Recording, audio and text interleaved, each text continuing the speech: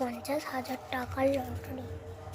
50,000 টাকার লটারি, এটা আমি অত দাম বলবো না কেন, যে আমি অত দাম দিয়ে কিছু কিনি না। আর দেখো বাইরের ওয়েদারটা,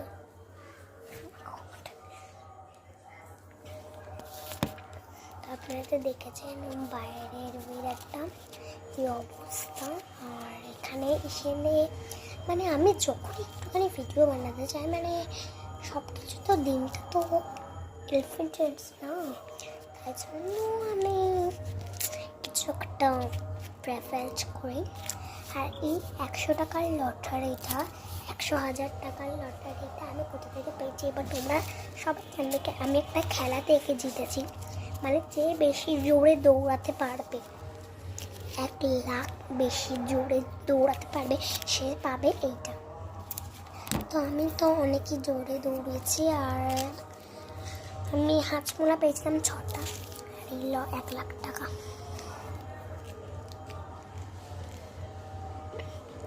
আর আমার খুব ছোটো পটে পেয়েছে, পরে